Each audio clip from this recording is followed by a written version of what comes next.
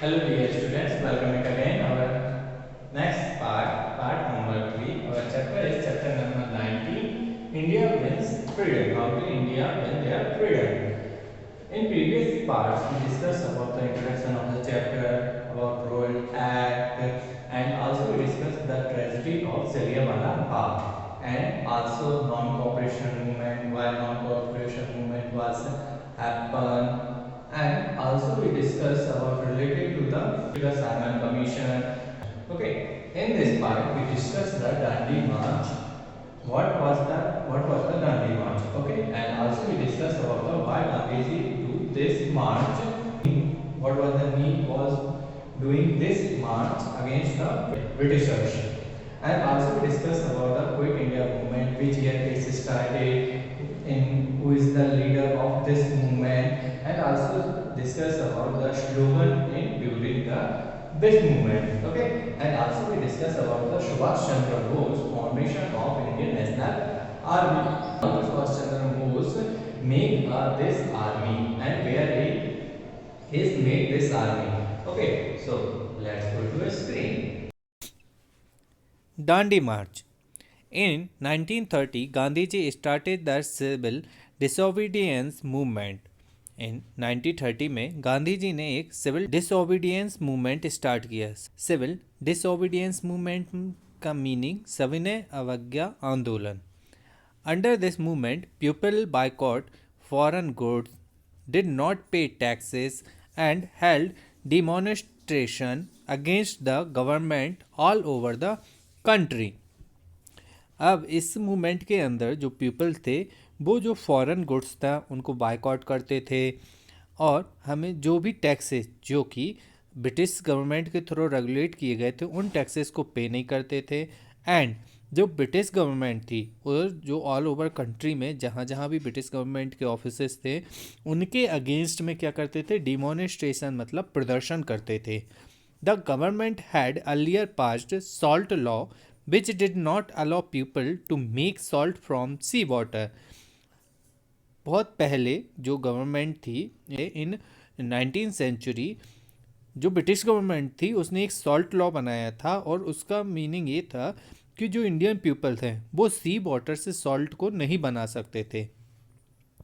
The poor people were forced to buy salt and pay salt tax. जो people थे, poor peoples थे, तो उनको फोर्सफुली सॉल्ट बाय करना पड़ता था, ख़रीदना पड़ता था और उनको जो सॉल्ट टैक्स था उसको पे करना पड़ता था। ब्रिटिश गवर्नमेंट के थ्रू उस टाइम पीरियड में 60 to 70% सॉल्ट टैक्स रखा गया था जो इनकी इनकम का 15% रेवेन्यू था।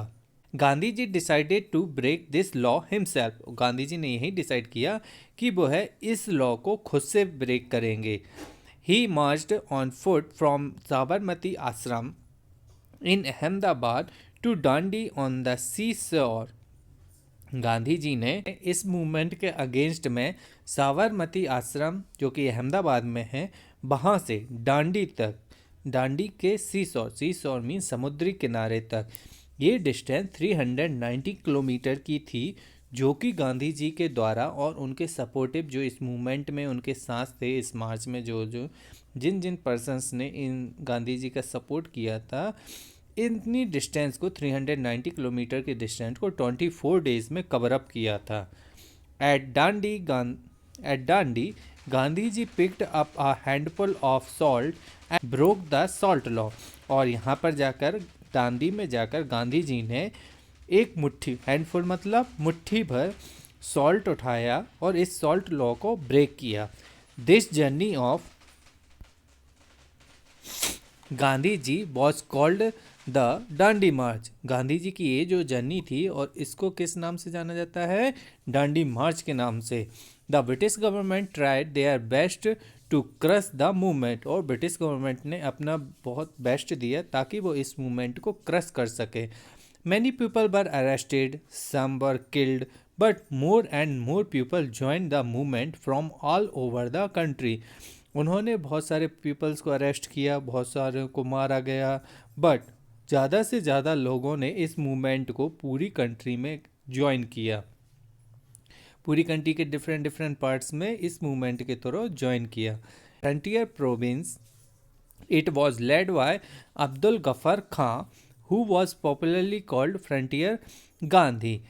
नॉर्थ वेस्ट, जो कि आप जानते हो पाकिस्तान लाहौर वाला रीजन है, वहाँ पर एक फ्रंटियर प्रोविनेंस जिनका नेम अब्दुल गफर खान है, उनके द्वारा, जिनको फ्रंटियर गांधी के नाम से भी जाना जाता है, उनके द्वारा नॉर्थ वेस्ट में इस मूवमेंट को चलाया गया। आप लोग जानते हैं कि ये जो मूवमेंट वहाँ पर चलाया जा रहा था अब्दुल गफर खान जी के द्वारा, तो ये सब जो मूवमेंट से रिलेटेड पर्सन थे ये रेड कलर की शर्ट पहनते थे, इसलिए इन मूवमेंट वालों को रेड शर्ट मूवमेंट भी कहा जाता था।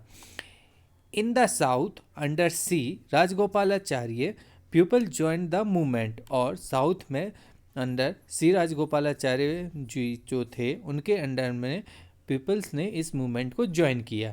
The freedom movement spread even to the princely state, और ये जो मूवमेंट था, फ्रीडम का मूवमेंट था, ये पूरे स्टेट्स में फैल चुका था। Quit India movement. In September 1939 the world war second broke out. सितंबर 1939 में वर्ल्ड वॉर सेकेंड स्टार्ट हो गई थी। The British dragged India into the war without consulting the Congress, और ब्रिटिशर्स ने इंडिया को इस वॉर में घसीट लिया, जो इंडिया की नेशनल कांग्रेस थी उससे कंसल्ट किए बगैर। In protest the Congress government in the provinces resigned, और इसी के कारण इसके अगेंस्ट में प्रोटेस्ट में जो इंडियन कांग्रेस गवर्नमेंट जो थी उसके जो प्रोविंसेस थे उन्होंने कुछ ने इसके अगेंस्ट में रिज़ाइन कर दिया। Congress leader declare that India would not be part of war as long as they were not granted freedom. उन्होंने कहा कि जब तक इंडिया को फ्रीडम नहीं मिलता है तब तक इंडिया किसी भी वॉर का पार्ट नहीं होगा। आप लोगों को पता होगा एक नाम मूवमेंट स्टार्ट हुआ था जो कि पंडित जवाहरलाल नेहरू जी के द्वारा स्टार्ट किया गया था, नॉन अलाइनमेंट मूवमेंट। उसका मेन मोटिव क्या था कि जो नॉन डेवलपिंग कंट्रीज़ हैं वो वर्ल्ड वार के टाइम पीरियड में जो भी डेवलप्ड कंट्रीज़ हैं उनका सपोर्ट नहीं करेंगी। ये उसी टाइम पीरियड की बात है। Congress launched quit India movement in 1942 under the leadership of Gandhi ji. फिर गांधी जी की लीडरशिप में कांग्रेस पार्टी ने 1942 में क्विट इंडिया मूवमेंट स्टार्ट किया। Gandhi ji gave the slogan of do or die, और इसी टाइम पर गांधी जी ने एक स्लोगन दिया था जो था do or die, that is either और थ्रो आउट द ब्रिटिश और डाई इन द अटेम्प्ट। इसका ये मीनिंग था या तो आप ब्रिटिशर्स को इंडिया से बाहर निकाल फेंकें या फिर उनके लिए फ्रीडम फाइटर में अपनी जान दे दें। The British arrested Gandhi ji and many other leaders, और ब्रिटिशर्स ने गांधी जी और बहुत सारे ऐसे लीडर्स थे उनको अरेस्ट कर लिया। But the quit India movement spread all over the country, but जो क्विट इंडिया मूवमेंट था वो पूरे ऑल ओवर कंट्री में कैसा हो गया था, स्प्रेड हो गया था। People destroy the symbol of British Raj, और जो पीपल थे उन्होंने जो ब्रिटिश के सिंबल्स थे, जो फ्लैग्स थे, जो भी उनकी ब्रिटिश रूल्स की, ब्रिटिश गवर्नमेंट के रिलेटेड जो भी सिंबल्स थे उन सबको क्या करना स्टार्ट कर दिया था, डिस्ट्रॉय करना स्टार्ट कर दिया था। Subhash Chandra Bose, formation of Indian National Army. Many revolutionaries took part in the struggle, बहुत सारे ऐसे रेवोल्यूशनरीज थे उन्होंने इस स्ट्रगल में पार्ट लिया था। Subhash Chandra Bose formed the Indian National Army और Azad Hind Fauj outside India with the help of Japan. Subhash Chandra Bose उनमें से ही एक थे जिन्होंने जापान की हेल्प से इंडिया से बाहर इंडियन नेशनल आर्मी और आज़ाद हिंद फौज की क्या किया था, फॉर्मेशन किया था। The aim was to free India from the British rule, और इसका एम क्या था कि इंडिया को ब्रिटिश रूल से फ्री कराना है। ही गेव द स्लोगन जय हिंद एंड दिल्ली चलो, और इन्होंने क्या स्लोगन दिया था, जय हिंद और दिल्ली चलो। अब दिल्ली चलो स्लोगन क्यों दिया था? क्योंकि इन्होंने जो नेशनल आर्मी का फॉर्मेशन किया था वो कहाँ किया था? जापान में। अब जापान से इंडिया तक लाने के लिए इसलिए स्लोगन को क्या दिया गया था? दिल्ली चलो। The INA was trend in Germany and Singapore. और जो INA के जो आर्मीज थी उनको कहाँ ट्रेन किया गया? जर्मनी में एंड सिंगापुर में। The world war second came to the to an end in 1945। जब वर्ल्ड वॉर सेकेंड अपने एंड पर आ गई कब? 1945 में। By now the British had realized that they could not rule the country। तो उसके आते आते ब्रिटिशर्स को ये रियलाइज हो चुका था कि अब वो इस कंट्री पे और ज़्यादा रूल नहीं कर पाएंगे। Even while withdrawing they played their hands at the old policy of divide and rule। But जाते जाते उन्होंने अपनी जो ओल्ड पॉलिसी थी डिवाइड एंड रूल्स वाली पॉलिसी उसको खेल गए। They agreed to free India, but the country was divided by them into two nations, India and Pakistan। वो ये बात के लिए एग्री तो हो गए कि हम इंडिया को फ्री कर देंगे, बट अब हम इसको टू पार्ट्स, दो नेशंस में डिवाइड कर देंगे, इंडिया और Pakistan. On August 15, 1947, India became independent of British rule। 15 अगस्त 1947 में इंडिया ब्रिटिश रूल से इंडिपेंडेंट हो गया था। Pandit Jawaharlal Nehru became the first prime minister of India and doctor Rajendra Prasad became the first president of our independent nation. Pandit Jawaharlal Nehru हमारे इंडिपेंडेंट इंडिया के first prime minister थे and doctor Rajendra Prasad हमारे इंडिपेंडेंट नेशन के फर्स्ट प्रेसिडेंट थे।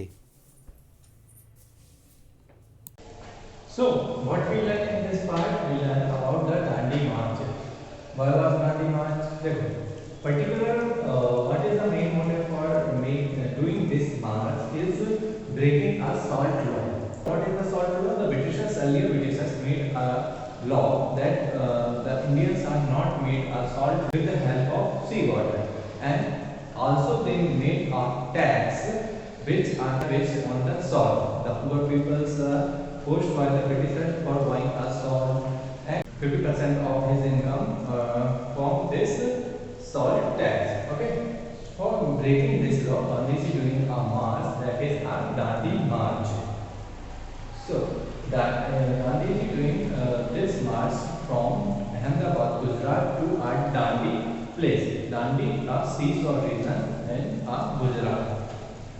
And also we discuss about the Quit India movement. Quit India movement is started in 1942. Leadership in Indian National Congress or INC. The slogan was during this movement, do or die. Okay. And also we discuss about the Subhash Chandra Bose formation of Indian National Army. Many revolutionaries are including this struggle and give their services. But one of them, Subhash Chandra Bose, also gave their contribution in this struggle. He was born in Japan and made a new army that in his Indian National Army or Azad Hind Force with the help of Japan, and also gave their slogan is Jai Hind or Delhi Chalo. So here is our chapter number 90 is completed, and also our SS syllabus is completed here. If you have any kind of doubt related this syllabus, turn to watch the all parts and watch the all videos of the chapters carefully. Till then, Jai Hind everyone, stay home, stay safe. Thank you.